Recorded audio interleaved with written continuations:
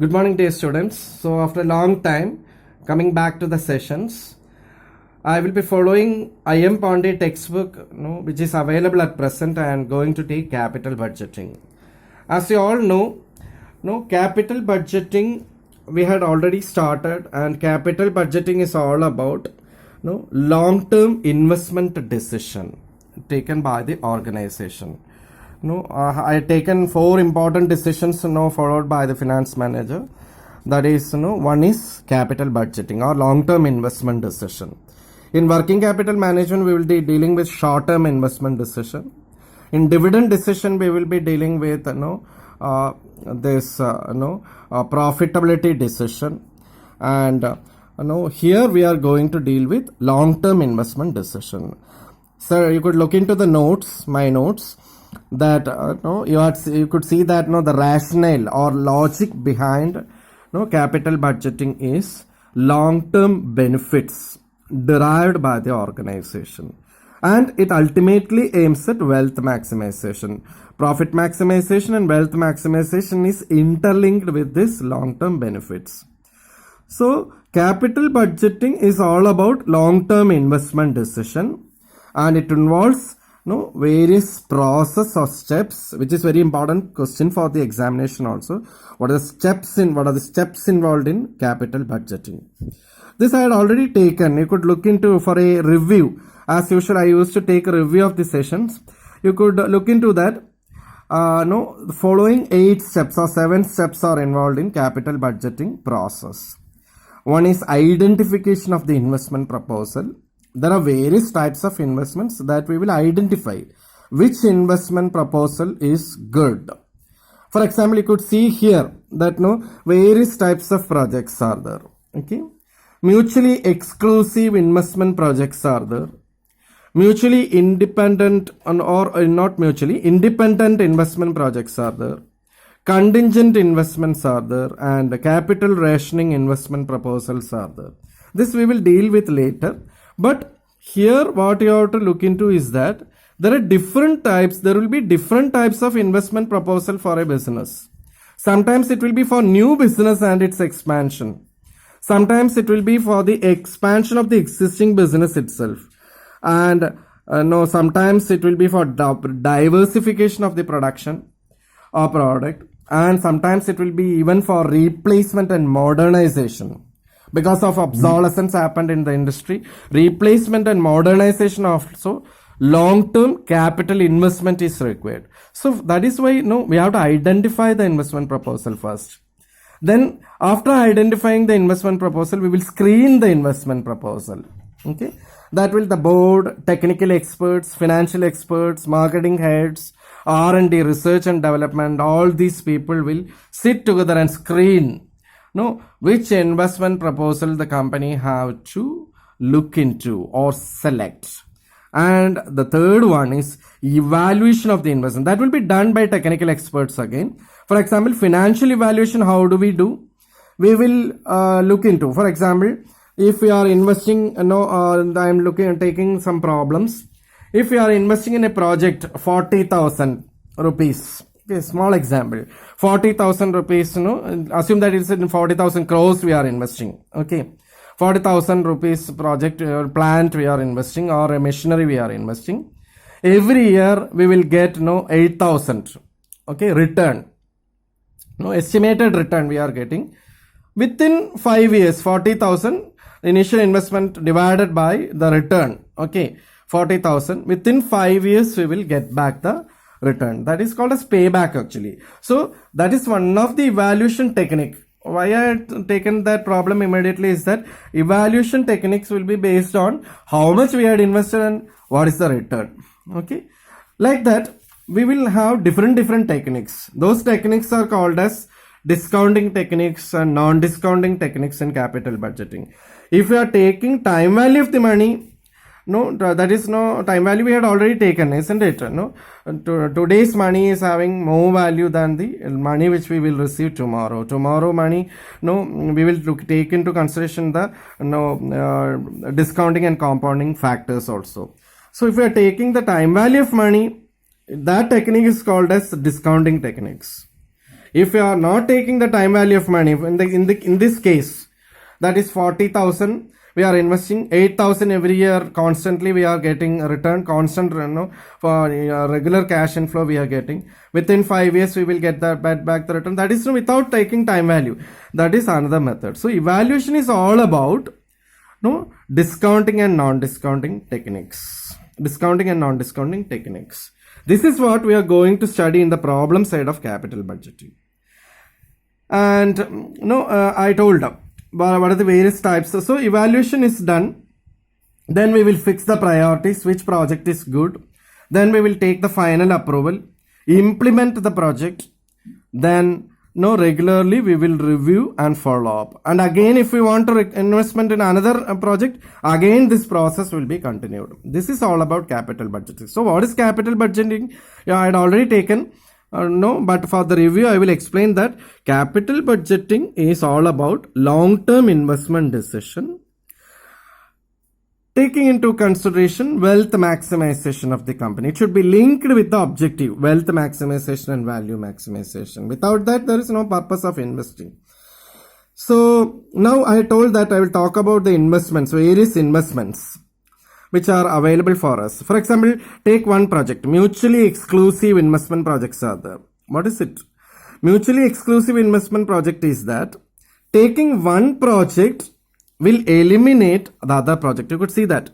They are projects which compete one investment with other, or excludes the other. Selection of one will exclude the other. Now you just hear.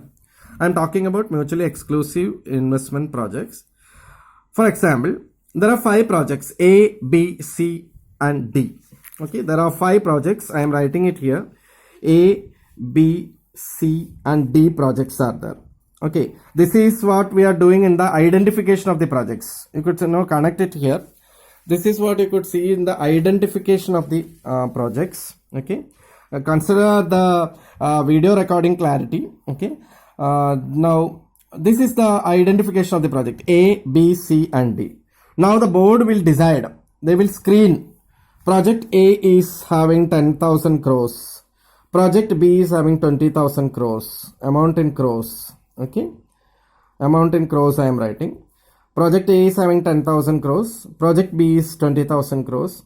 Project C is 5,000 crores. And project D is 8,000 crores. Now they will screen which project they have to implement. For that, if we are also think that we are having only 25,000 crores in hand. Okay, so if we are selecting, we will look into which project we will get the payback, which project we will get maximum return, which project is good for the long-term benefit of the company, which project is good for the short-term benefit of the company. All these things we will identify and select one project. Even though the cost is very high, we are selecting project B. It will automatically exclude all other projects. That is called as mutually exclusive investment projects. I'm talking about various investment projects available in front of us. Okay. Whereas the second category is independent projects. Same example you take. I'm writing it again here for your convenience. A, B, C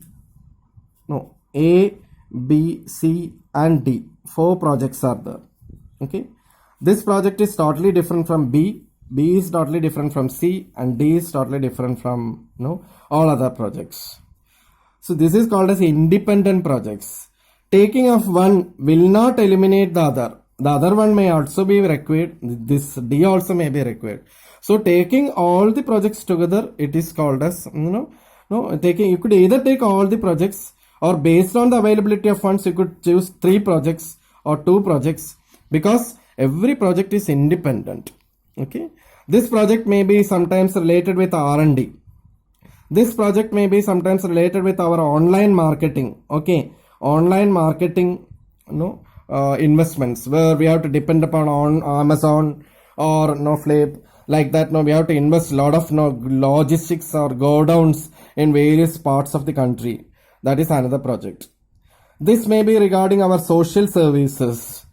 So these all are independent projects. We cannot say that we can take only R&D. No, it's not possible for the company. That is called as independent projects.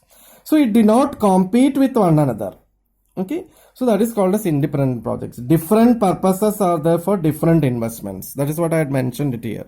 Different purposes are there for different investment. That is independent projects. And the third one is contingent investments. Contingent investments you just take. For example, A is our major project. Okay, I am writing it here. A, B, C, D. A is our major project, which is that we have to invest. Suppose you assume that it's a new business. Okay, we are investing a plant in Gurgaon. Okay, we are entering into a pharmaceutical company. Okay, and plant is the proposal which we have. And we are putting the plant in Gurgaon. Okay. So it's in a remote village. Okay. What we do? We will assume that we are having 100 crores as the investment fund which is available in front of us. That is the total capital we have in our hand. Okay. So with this 100 crores, we are investing in Gurgaon. It is not possible to bring up the plant without having the other investments. What are those other investments? That is, we have to fix, as it's a remote village area, we have to fix quarters for the workers. Okay, workers we have to fix, their staying, etc. That is, workers' quarters will be there. Okay, we have to fix schools. Okay, schools for their children going to schools. Okay, we have to fix hospitals. Okay, so we are fixing hospitals. Okay, so in order to start a factory in Gurgaon, we should have simultaneous investment plans like workers factory. We have our workers quarters. We have to invest. Schools we have to invest.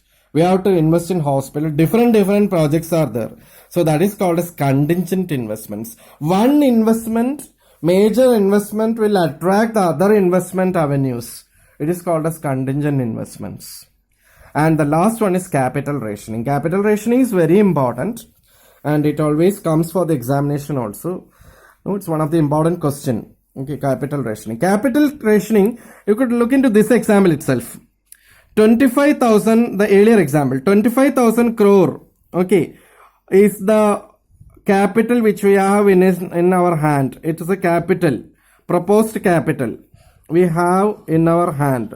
Okay, 25,000 crores. Okay, but there are 4 different types of investments. A, B, C, D, different plans. Assume that this is a plant in Lucknow.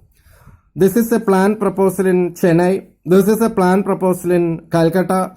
This is a plan proposal in Delhi. Okay. These 4 projects we cannot invest. Even though the projects are very good, these 4 are profitable. These 4 are good for our long-term investment return.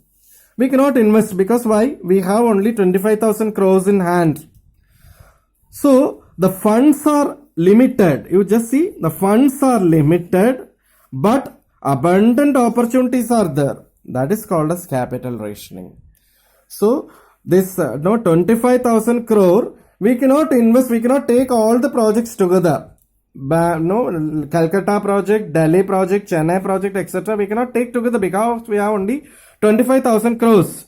And this total project cost is, you see, 10 plus 20, 30. Like that it increase around more than 45,000 crores is required, which is not possible. So if we have limited funds but abundant opportunities, what we will do? We will rank the project. We will rank B as the first project, second C, not based on the capital, based on the return, second C, third D, and fourth A. That is called as ranking the project with the limited funds and invest logically. Sometimes 5,000 crores here, 10,000 crores here, 15,000, like that. We invest logically by ranking the project with the limited funds for taking use of the abundant opportunity. It is called as capital rationing. The opposite situation may also arise. That is, unlimited funds will also be there. You see this example. The project itself, it requires only 50,000 crores, but we have 100 crores as the capital. That is unlimited funds. So what the management is doing, 50 crore they are investing in the plant A, and for the workers quarters they are investing 20. For the schools they are investing 10 crore, and the hospital they are investing balance amount. That is called as unlimited funds. So capital rationing, opposite situation may also happen. Unlimited funds are there. We could invest in all projects.